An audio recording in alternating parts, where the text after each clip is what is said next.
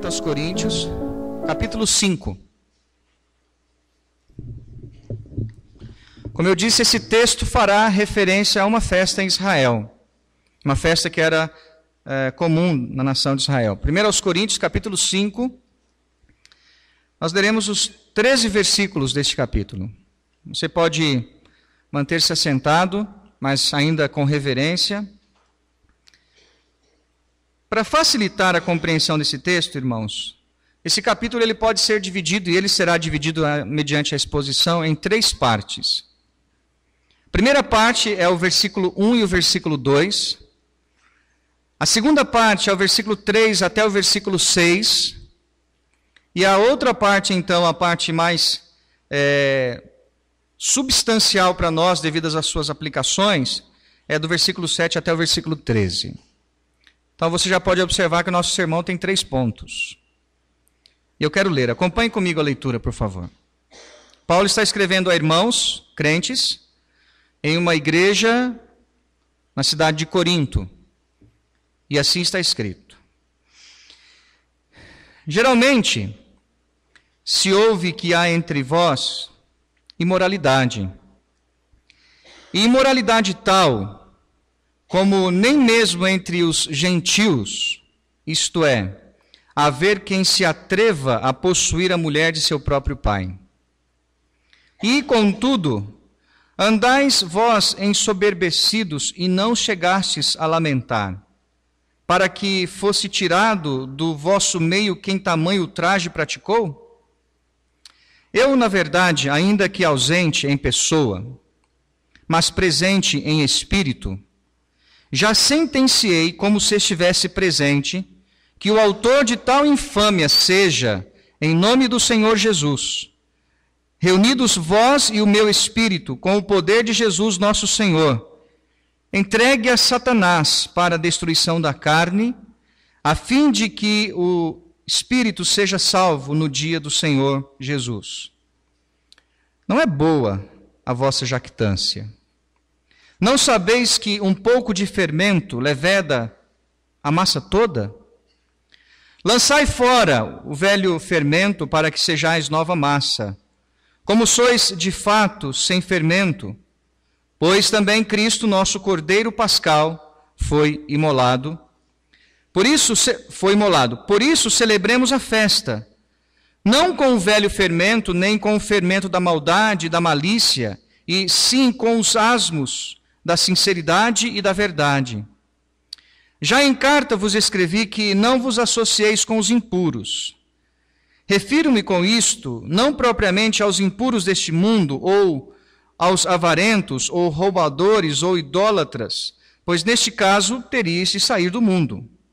Mas agora vos escrevo que não vos associeis com alguém que, dizendo-se irmão, for impuro, ou avarento, ou idólatra, ou maldizente, ou beberrão, ou roubador, com esse tal nem ainda comais. Pois com que direito haveria eu de julgar os de fora? Não julgais vós os de dentro?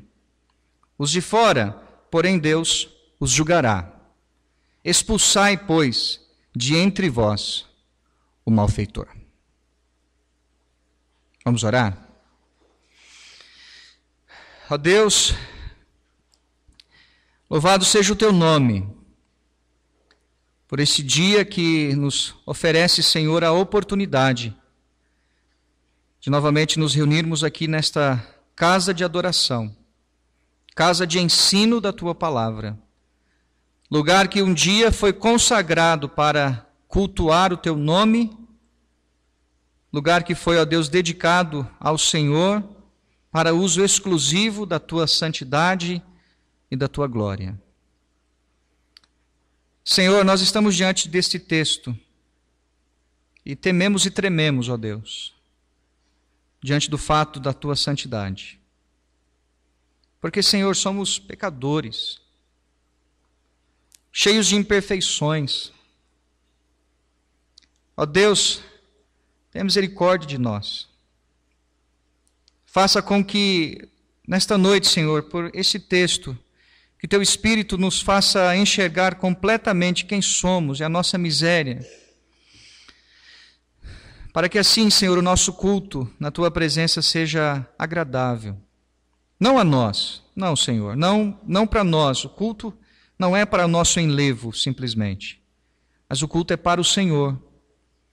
E que o Senhor, ó Deus, olhando o que estamos fazendo e olhando o nosso coração, olhando a nossa vida, seja aqui dentro ou fora daqui, o Senhor veja em cada um de nós, aqueles homens e mulheres, que os teus olhos passeiam pela terra procurando, cujos corações são completamente do Senhor.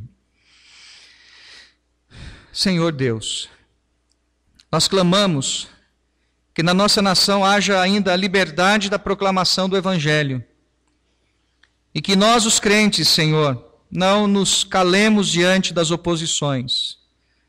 Não sejamos, ó Senhor, não nos deixes sermos indolentes, preguiçosos. Não, Senhor, queremos cumprir a Tua palavra, anunciando o Teu Evangelho, falando às pessoas sobre Jesus, para que assim, Deus, vidas sejam salvas e o Teu nome nesta nação seja glorificado.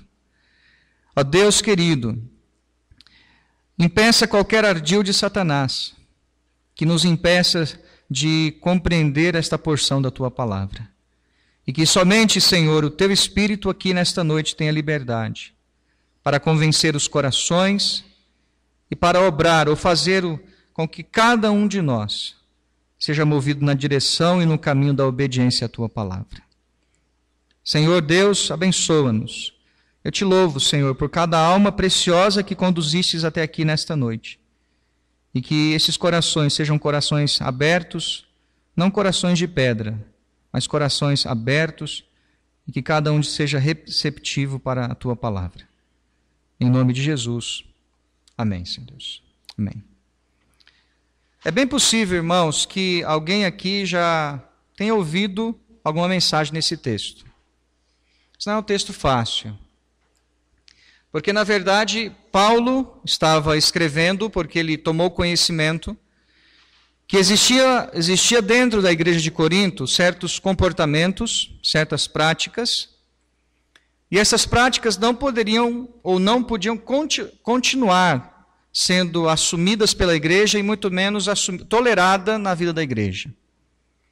Então ele escreve com informações de uma família, ele vai mencionar lá no capítulo 1, algumas informações que ele recebeu, e essas informações então dão indicativos do que ele deveria tratar. E sem dúvida nenhuma, talvez uma das questões mais complexas que existem nesse texto é que dentro da igreja havia alguém que estava mantendo um relacionamento de ordem sexual, e esse relacionamento de ordem sexual era com a madrasta dele. E o apóstolo Paulo, quando escreve isto, pelo menos quando eu estava lendo, quando eu estava pensando, na minha mente veio o seguinte pensamento: como que isto hoje pode ser tolerado no ambiente da igreja? Tantas coisas, e um pecado tão crasso como esse, um pecado tão grosseiro como esse, sendo admitido dentro da igreja, é algo terrível. E aí eu me lembrei de um certo filme bem pequeno, os irmãos vão ver aí já, que eu vi há algum tempo atrás. Eu cheguei a assistir isso quando passou na TV, e eu pedi para nossos irmãos ali deixarem no ponto. Eu quero que os irmãos assistam.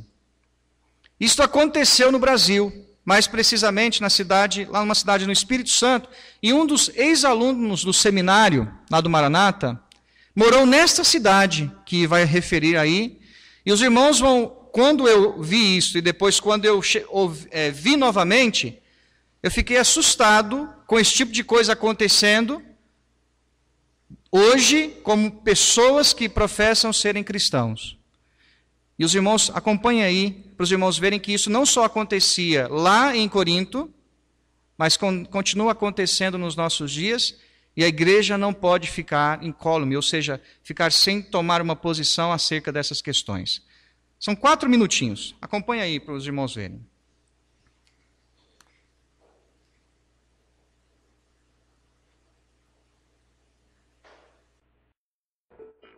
Você vai ver agora uma história muito estranha. Ela envolve um homem que se diz pastor evangélico, a vizinha dele e o marido da vizinha. Acompanhe só. A casa no bairro de Vila Nova de Colares, na cidade de Serra Grande Vitória, virou o centro das atenções. É onde mora um pedreiro que também se diz pastor. A vizinhança desconfia. Que esquisito é. Eu nunca vi falar que existia esse... que o pastor tem direito nessas coisas. Essas coisas significam casos extraconjugais. O pedreiro pastor é Justino, de 50 anos. E foi na Bíblia que o pastor viu que poderia ter outras mulheres. Eu gostaria que alguém provasse para mim, biblicamente, aonde foi proibido um homem ter mais de uma mulher. Pouca gente frequenta os cultos do pedreiro que se apresenta como pastor. Umas 12 pessoas nas contas dele mesmo. E foi na convivência com os fiéis que Justino se viu envolvido em mais um caso extraconjugal. Aconteceu depois que uma mulher que mora na vizinhança contou a ele uns sonhos que vinha tendo. Na casa dela, a música evangélica pode ser ouvida de longe. A mulher tem 4 filhos, é casada e prefere não aparecer. Disse que sonhou que teria filhos com o pastor. Uma revelação. Eu não vou fazer isso. Não tem pra onde correr. O marido também conversou com o pastor. Aceitou. Eu pensei comigo, se fosse a vontade de Deus, seria feito isso. Nós entramos em oração, pedindo a Deus misericórdia, porque a oração mais difícil da minha vida. Porque tomar essa decisão. Pegar uma mulher com tem marido. O pastor também é casado. Como explicar? A Bíblia, Oséias, capítulo 3. Este profeta, um homem como nós, que diz assim, a Deus não deu tamanho de mulher adulterar. Você está falando adulterar ou a palavra adúltera? Receba essa mulher que foi adúltera. Não, é assim? Não, aqui está dizendo aqui que vai trazer uma mulher amada de seu amigo e adultera. Olha, à vontade. Qualquer? Aqui. Vai trazer uma mulher amada de seu amigo. Sim. E adúltera. Não é adúltera. Não sei o que você fez. Fiz uma interpretação equivocada? Isso.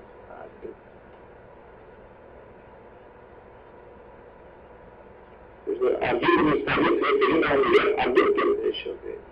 E não para que o senhor adulterasse. Ah, tá.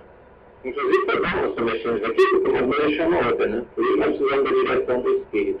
É um grande equívoco, na opinião do pastor da Igreja Batista de Vitória. O capítulo de Oséias fala de perdão a uma mulher adúltera. A Bíblia também é clara com relação às obrigações de um pastor. Um pastor ou um bispo deve ser irrepreensível e deve ser marido de uma só mulher. Então, isso é a palavra de Deus, é a Bíblia. A necessidade do povo, do nosso povo como um todo, conhecer a palavra para não ser enganada por qualquer pessoa que se levante com um livro preto na mão, ou com a Bíblia ou qualquer outro livro, levando as pessoas a errar.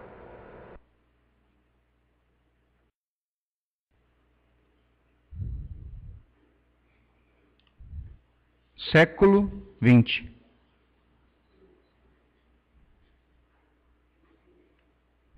É isso que está acontecendo hoje no ambiente de muitas igrejas evangélicas no Brasil. E é interessante, e eu fiz questão de passar isso daí para pensar nesse texto com os irmãos pelo seguinte. A grande questão que está acontecendo nos dias atuais, irmãos, é que falta conhecimento para o povo. Falta o povo de Deus se voltar para as Escrituras e ouvir, aprender, conhecer, progredir em conhecer a Deus e Sua palavra. Um assento produziu toda essa série de pecados naquela comunidade lá em Serra, no Espírito Santo. E interessante, né, que quem trouxe luz para a questão foi um pastor batista. Isso faz um sentido, né? Mas aqui na primeira carta aos Coríntios, no capítulo 5, os irmãos já pararam para pensar que é possível uma pessoa que vive com um comportamento de fornicação ou de prostituição. Se eu não estou enganado, a versão corrigida usa a palavra prostituição em alguns lugares nesse texto. Mas a pessoa estava vivendo dentro da igreja, numa condição e numa situação errada, e a igreja olhava para aquilo como se fosse uma coisa comum. E mais do que isso, o apóstolo Paulo diz que dentro da igreja, olha para os irmãos verem aí no versículo de número 2, ele vai dizer assim, olha, e contudo andais vós ensoberbecidos.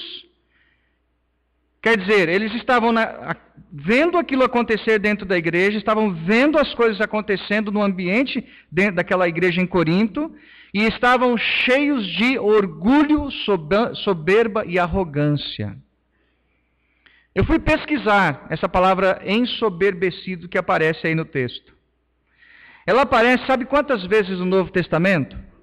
7 vezes. Sabe quantas vezes nas cartas aos Coríntios? 6 vezes. Então isso tem um significado.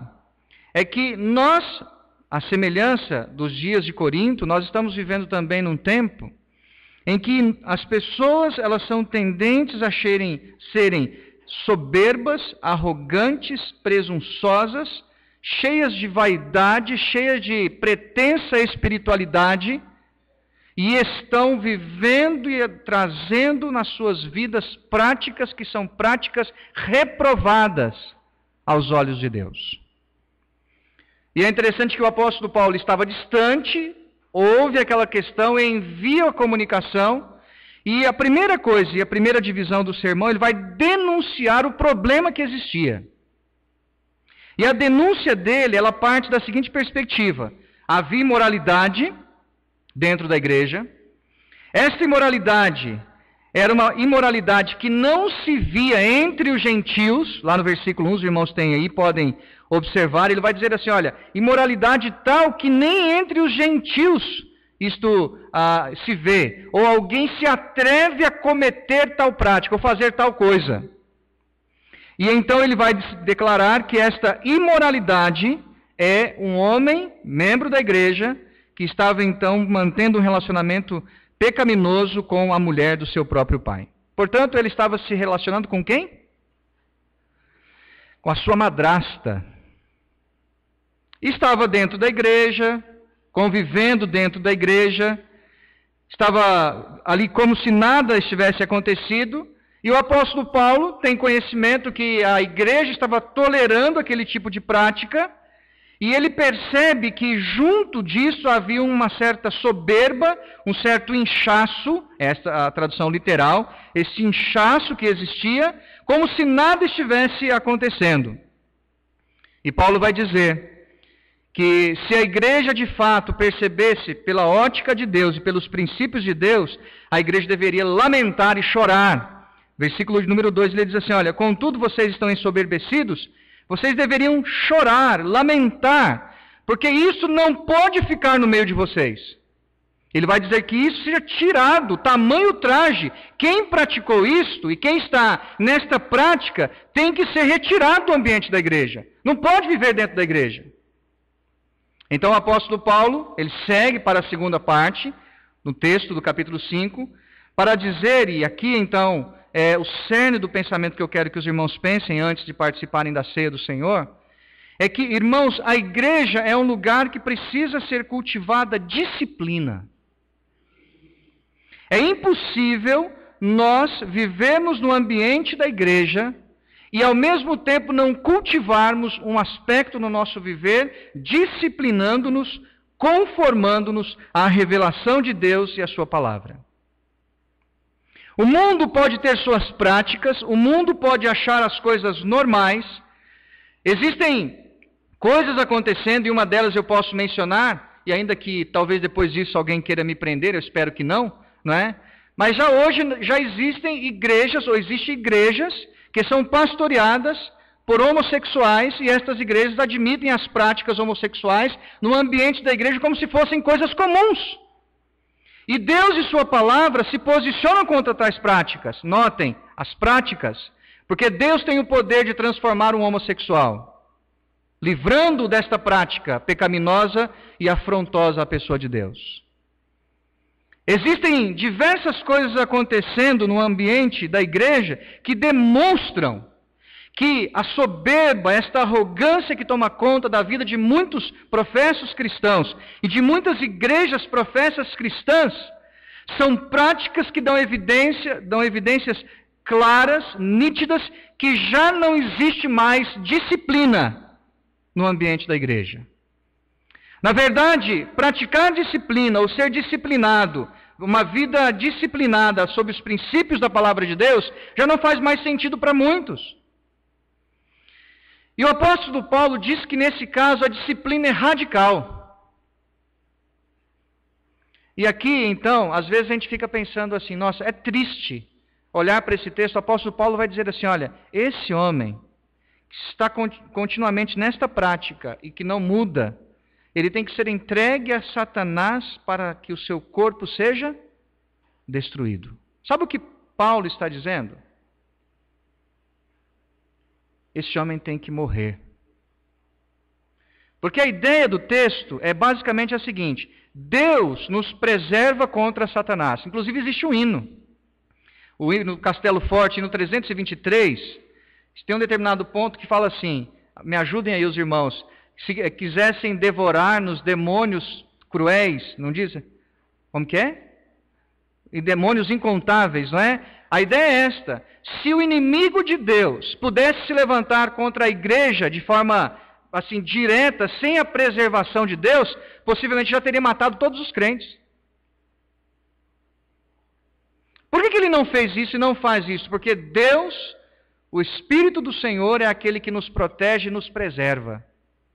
Mas nesse texto, Paulo está dizendo que tal homem, que pertencia àquela igreja em Corinto, deveria ser entregue para sofrer as consequências dos seus atos, sendo atacado pelo próprio diabo, para que ele pudesse morrer. Então, disciplina é necessária no ambiente da igreja, e ser entregue a Satanás é uma demonstração de disciplina, porque trata de entregar alguém para o domínio dele, para que ele pudesse morrer, para que a sua alma fosse salva.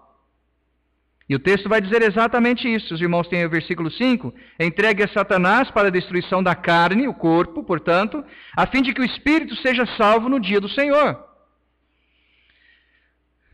Irmãos, eu tenho receio de que muitas vezes nós temos práticas e temos o medo de agirmos com disciplina contra as práticas erradas que muitas vezes tomam conta da vida das igrejas.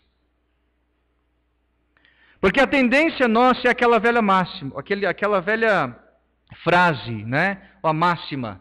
Não, se nós tirarmos, nós já somos poucos. Se tira 1, se tira 2, se tira 3, se tira 4, logo já não tem ninguém.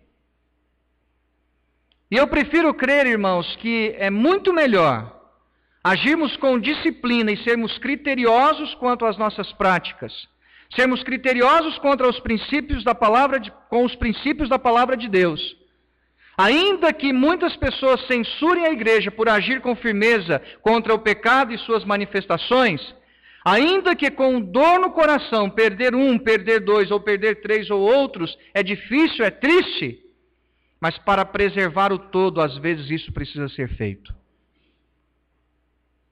Muitas vezes, por não praticarmos a disciplina, vamos admitindo certas coisas, vamos admitindo certas práticas, e quando percebemos, estas práticas se tornam a prática não só de um, mas de muitos. E aquilo que poderia ser tratado no ambiente individual contra a prática de uma pessoa, passa a ser a prática de muitos, aí sim, por falta de disciplina e por falta de critérios, nós acabamos perdendo muitos. Portanto, Paulo, na sua maneira de agir com a igreja de Corinto, ele denuncia o problema. Havia prática pecaminosa na igreja. Paulo vai dizer que aquela prática pecaminosa deveria gerar no povo lamento, e não soberba ou inchaço. Não. O povo deveria lamentar por aquele tipo de prática. Tal como é lamentável ouvir e ver o que nós acabamos de ver, vindo de uma pessoa que professa ser um pastor. Não julgo, Deus fará isto. Eu falei para os irmãos, e vou repetir, o reverendo Hernandes Dias Lopes, uma pessoa que eu tenho apreciado muito as suas posturas, né? Ele, há poucos dias, no congresso que nós estávamos, ele falou assim, que existem 3 classes que são desacreditadas hoje na nossa nação. A primeira classe mais desacreditada hoje no nosso país, os irmãos sabem qual é, não sabem? Quem? Políticos. A segunda classe mais desacreditada por estatística no Brasil hoje, sabe quem são? Quem? Não. Os policiais. E terceiro, a classe mais desacreditada hoje na nossa nação são os pastores.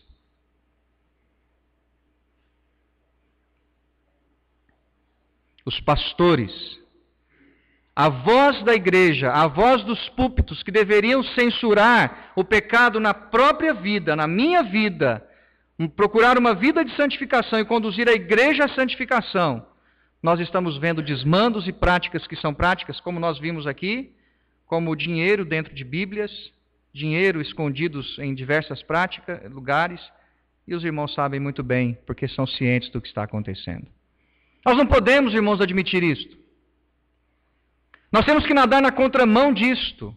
E nadar na contramão disto é estabelecermos critérios disciplinares dentro da igreja, fundamentados na palavra de Deus, e ainda que em tempos passados, em circunstâncias passadas, tenha se agido de alguma maneira, que Deus tenha misericórdia de nós, é hora de olharmos adiante e estabelecermos critérios disciplinares e sérios para guiar a nossa vida e guiar a igreja.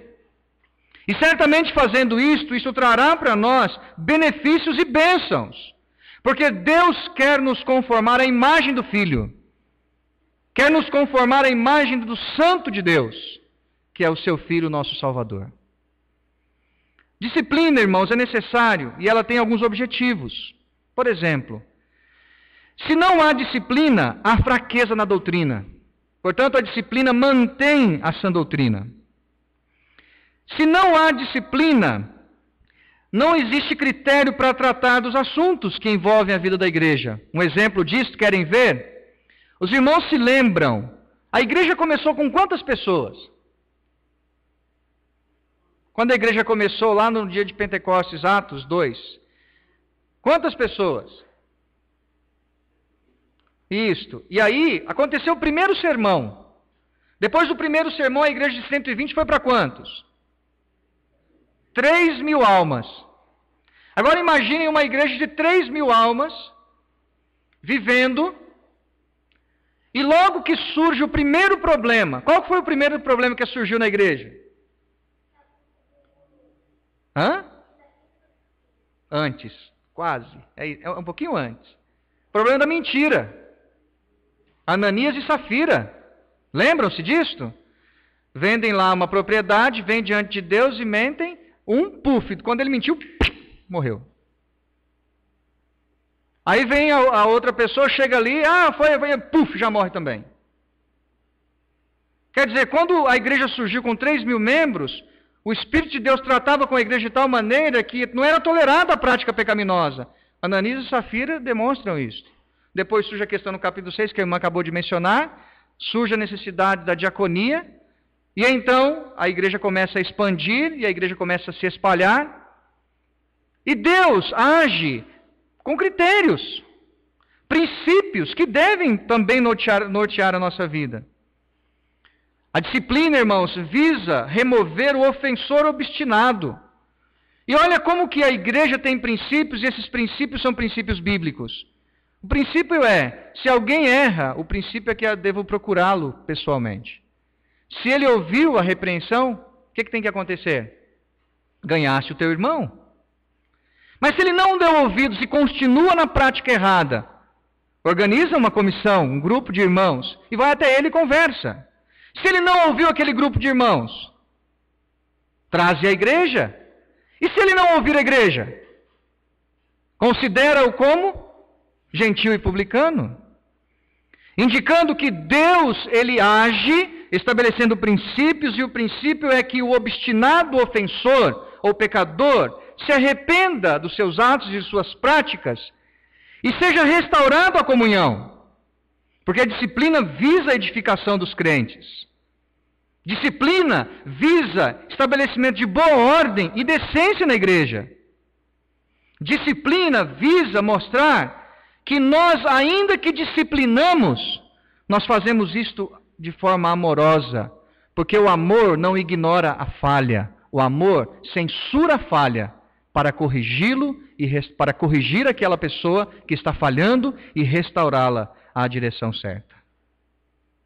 E o apóstolo Paulo, dentro desse aspecto de que a disciplina é necessária, ele lança um fundamento. Olha aí para os irmãos verem na sua Bíblia. Acompanhe comigo. Versículo 6, ele diz assim, olha o princípio que ele lança. Não sabeis que um pouco de fermento leveda a massa toda? Então o apóstolo Paulo vai dizer o seguinte: se esse tipo de prática que estava assolando a igreja de Corinto não fosse uma prática corrigida, logo a igreja, e aqui representada pela massa, estaria toda o quê? Estragada e levedada. E o princípio, irmãos, é um princípio que um dos pregadores mais conhecidos, Spurgeon, ele disse assim, olha, quem aqui faz pão? Quem aqui já fez pão alguma vez na vida? Levanta a mão, por favor. Obrigado. Fazer pão é fácil, não é? Você pega a farinha de trigo, leite, ovos, não é? E lá tem um pacotinho assim de fermento. Fermento, se eu não estou enganado, são 9 gramas para, não sei se 1 quilo ou meio quilo, não sei. Mas é um pacotinho assim de Fleshman, não é? É isso mesmo? Estou sabendo, né? É fermentinho em pó químico, aquele que a gente compra. Eu quero te fazer um desafio. E aqui, esse desafio é fundamentado nas palavras de Spurgeon. Spurgeon disse assim, olha, a coisa mais fácil que tem é você colocar fermento na massa. Então faz o seguinte, passa o pão e põe o fermento na massa. Depois que você colocou o fermento na massa, tenta tirar o fermento. Então Spurgeon disse assim, a coisa mais fácil que tem é colocar fermento na massa. Mas a coisa mais difícil que tem é retirá-lo. E Paulo vai estabelecer isto.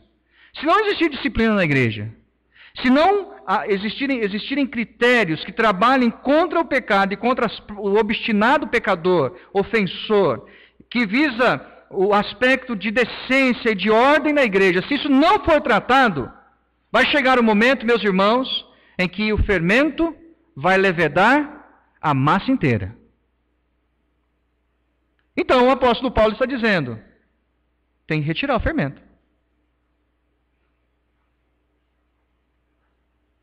Tem que retirar o fermento.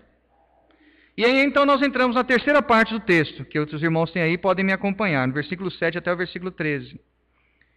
Ele vai recorrer à figura da Páscoa. E olha como ele diz isso lá no versículo de número 7. Lançai fora o velho fermento, para que sejais nova massa, como sois de fato sem fermento, pois também Cristo, nosso Cordeiro Pascal, foi imolado. Paulo aqui estabelece que a pureza na igreja ela é necessária. Por quê? Porque a Páscoa chegou. Para um judeu, a Páscoa chegava quando? Quais eram os preparativos iniciais da Páscoa? Quem se lembra pelo menos de alguns fatos da Páscoa dos judeus? Lá no capítulo 12 de Êxodo. Quem se lembra? O que acontecia nessa ocasião? O cordeiro, não havia um cordeiro, pão sem fermento, o que mais? Não tinham algumas trajes, algumas vestes? Eles tinham que comer ervas amargas, lembram-se disso? Isso são fatos conhecidos, mas se os irmãos continuarem a leitura do texto, os irmãos vão perceber que a Páscoa ela era celebrada no 14º dia de um certo mês. Então, durante esses 14 dias anteriores, nos 7 dias iniciais, a coisa que eles deveriam fazer era retirar da casa toda e qualquer coisa que possuísse o quê? Fermento. Então, a Páscoa, para ser celebrada, para haver a participação na Páscoa, era necessário que o fermento fosse retirado da casa. E aqui a linguagem é muito clara. Se a Páscoa chegou, o cordeiro pascal já foi imolado, quem é o cordeiro? Jesus. Então Jesus é a nossa Páscoa. Se ele, Jesus, já morreu, já se entregou na cruz por nós, o cordeiro já foi sacrificado, o cordeiro já morreu, então ele está dizendo que a festa da Páscoa já chegou. Nós não precisamos agora ficar anualmente celebrando ou imolando um cordeiro, porque o cordeiro de Deus que tira o pecado do mundo já morreu. O cordeiro da Páscoa foi imolado. Então o que Paulo vai dizer é que agora nós temos que participar da Páscoa, mas retirando da nossa vida, e retirando da nossa casa, e retirando da igreja, todo e qualquer tipo de fermento. Porque o fermento é uma figura do pecado. A casa precisa ser limpa, precisa-se tirar o fermento, para que haja celebração real da Páscoa. Se os judeus faziam isso, irmãos, quanto mais nós, os crentes. Olhem só, nós estamos aqui diante da mesa do Senhor, que indica o fato de que Cristo morreu. Que Deus nos dê graça e misericórdia de nós, que quando esta bandeja e esse cálice, esse pão aqui, que simbolizam a pessoa de Cristo e sua obra, sua morte, o seu triunfo sobre o pecado, que cada irmão estenda a mão para participar desta mesa, estando isento do fermento, livre do pecado, não da presença, no sentido que o pecado ainda está em nós, mas que Deus nos ajude a vivermos livres de práticas pecaminosas, participando e celebrando a Páscoa, porque o Cordeiro já morreu, não com o velho fermento, porque nós somos uma nova massa, uma nova criatura criada em Cristo Jesus para a prática de boas obras. E aqui o apóstolo Paulo, no versículo 7, ele estabelece uma coisa que é muito interessante. Ele diz assim, olha, velho fermento e nova massa. E esse velho fermento e nova massa, respectivamente, significam, velho fermento é um indicativo da vida antiga. É um indicativo da vida antiga com suas manchas pecaminosas. E a ideia é que o crente se limpa. O crente deve estender a mão e participar da mesa. O crente tem que celebrar a Páscoa livre do mal. E a igreja precisa ser limpa do mal. Isto é, o velho fermento ser retirado. Nova massa é o contrário disto. Quer dizer, agora a nova massa é vida limpa, é vida santa, é vida pura, é vida vivida sob a influência do Espírito de Deus, porque somos novas criaturas, nova massa, portanto. Meus irmãos, o texto e a palavra de Deus nos chama nesta noite a nos afastarmos do que é mal e nos aproximarmos daquilo que é puro e daquilo que purifica. Do que nos afastar? O texto indica. Olha para os irmãos verem o versículo 8 e o versículo 11. Paulo vai mostrar o que nos afastar. Ele diz assim, olha, por isso celebremos a festa. Que festa? A Páscoa, que Cristo morreu, o Cordeiro foi morto por nós. Não com o velho fermento. O velho fermento é o quê? É o pecado e as práticas pecaminosas. E ele vai dizer, olha, nem com o fermento da maldade e da malícia, e lá no versículo 11 ele vai dizer, impureza, idolatria, maldizente, beberrão e roubador. E quando eu estava preparando isso aqui, veio o seguinte pensamento, irmãos, os irmãos acham que existem pessoas assim na igreja? Pessoas que são más, maliciosas, roubadoras, impuras, idólatras, maldizentes, beberrões. Os irmãos acham que existem pessoas assim na igreja?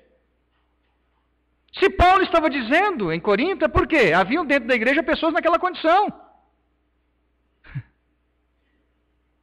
Haviam pessoas nesta condição, que estavam dentro ou aproximando-se da igreja, asseveravam serem membros da igreja com tal prática. Por isso que Paulo, então, está nos chamando nesta noite a nos afastar disto, do que é mal, da malícia, de impureza, de idolatria, de sermos maldizentes, beberrões e roubadores. E ele nos chama, irmãos, para nos aproximarmos da sinceridade. Ele nos chama para nos aproximarmos da verdade. Ele diz isso aí no versículo de número 8, se você tem a sua Bíblia, olha só o que ele vai dizer. Ele termina dizendo assim, olha, e sim com os asmos da sinceridade e da verdade. A palavra sinceridade que aparece nesse texto é a palavra que, quando examinado à luz do sol, quando testado, se percebe que aquele elemento é sem mistura, é puro, é incorruptível. Portanto, a ideia da palavra sincero é alguém testado e que passou pelo teste. Quando o texto fala sobre verdade, a ideia da palavra verdade aqui não é a verdade objetiva, no sentido que nós temos escrito, mas é a verdade subjetiva numa vida de retidão e de integridade. E como nós estamos precisando de homens e mulheres nos dias atuais, que sejam homens e mulheres testados, aprovados, éticos, incorruptos, puros, verdadeiros, retos e íntegros. Será que estão homens e mulheres nesta condição assim, nesta noite aqui? Será que nós podemos nos colocar na brecha e dizer, Senhor, eu preencho esta brecha. Eu estendo a mão para participar da mesa, eu participo da Páscoa, porque eu era a velha massa. Eu vivia na impureza, na maldade, na idolatria, na maledicência, sendo um beberrão, um roubador, fazia todas estas coisas. Mas o Senhor, pela tua graça e o teu poder, pelo teu Filho, que morreu na cruz por mim e que me resgatou da perdição, por Ele, agora eu sou nova massa. Agora eu posso viver na sinceridade, posso ser uma pessoa testada, incorrupta, pura.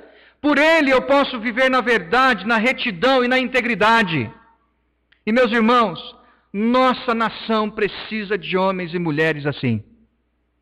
E se nós, o povo de Deus, a igreja, não formos esses tipos de pessoas, sinceros, verdadeiros, incorruptos, puros, retos e íntegros, nós não podemos esperar isso de um mundo que está sendo carcomido pelo pecado e pela corrupção. É hora da igreja assumir de fato a sua posição diante de Deus e dizer, Senhor, usa-nos como instrumentos limpos, sinceros e verdadeiros. Tire de nós tudo o que é impuro, tire de nós tudo o que é velha massa, que é fermento. Afasta de nós isto. Porque nós queremos estender as nossas mãos e termos vidas limpas e retas na sua presença, na tua presença. Nós precisamos, irmãos, de homens e mulheres assim. E a igreja não pode aceitar qualquer coisa menos do que isto. A ideia que Paulo quer enfatizar é esta. A igreja não pode tolerar pessoas no seu meio menos do que isto. Entendam aqui o que eu quero dizer. Eu não estou dizendo que o pecado não é danoso e não é terrível. Mas quando o pecado é danoso e terrível, e uma pessoa numa condição danosa e terrível encontra-se com o Senhor, encontra-se com o Salvador, Ele salva e salva completamente. Ele liberta completamente. Ele tem a capacidade de transformar um ladrão, um roubador, em uma pessoa generosa e liberal.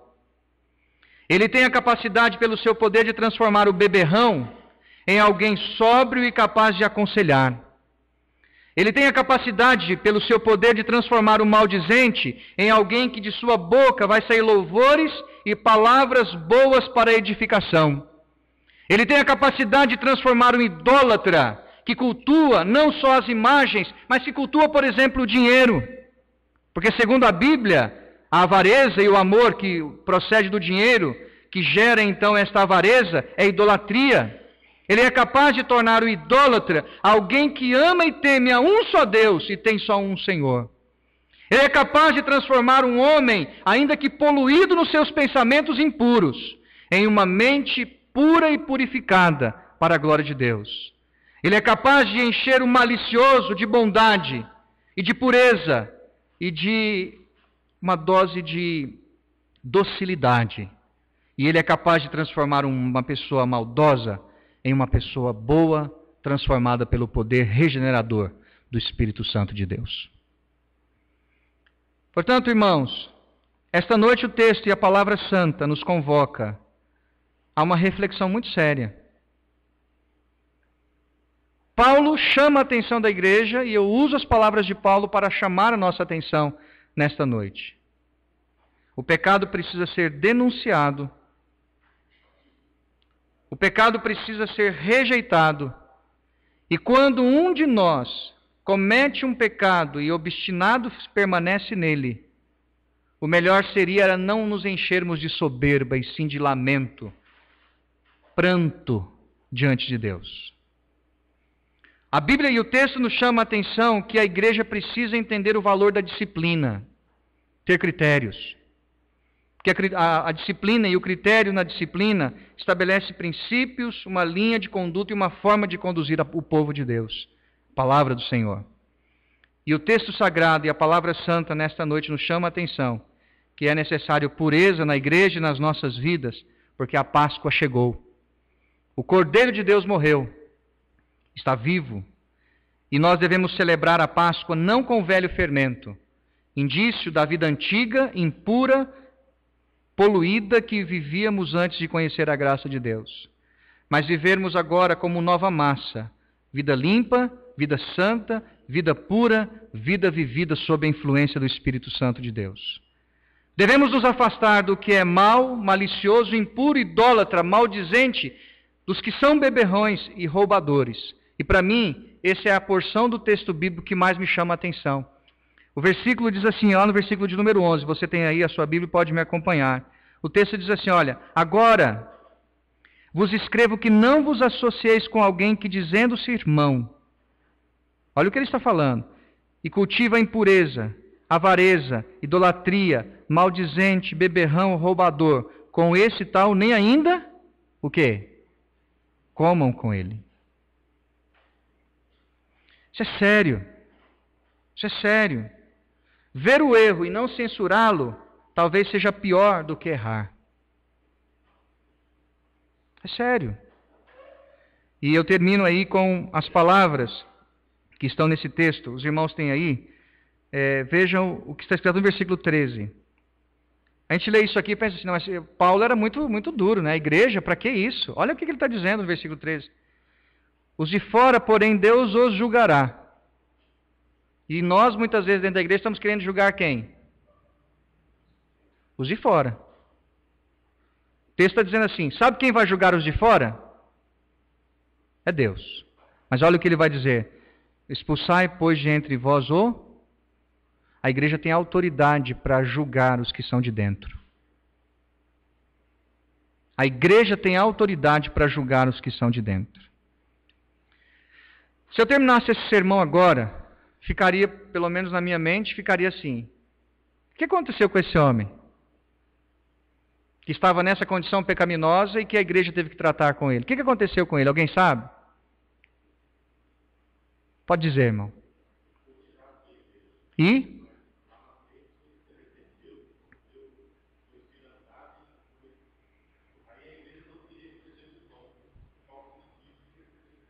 Exatamente. Porque sabe o que aconteceu com esse homem? A igreja agiu, o excluiu do seu quadro de membros. Lá na frente ele se arrepende das suas práticas pecaminosas. Ele então intenciona voltar para a igreja erra de novo em não querer recebê-lo. Aí o apóstolo Paulo escreve novamente para dizer o quê? Ele se arrependeu. Ele corrigiu o pecado. E agora ele deve ser o quê? Admitido na igreja. Percebem o poder da disciplina? Irmãos, nunca se esqueça de uma coisa. Achar que tratar pecado na igreja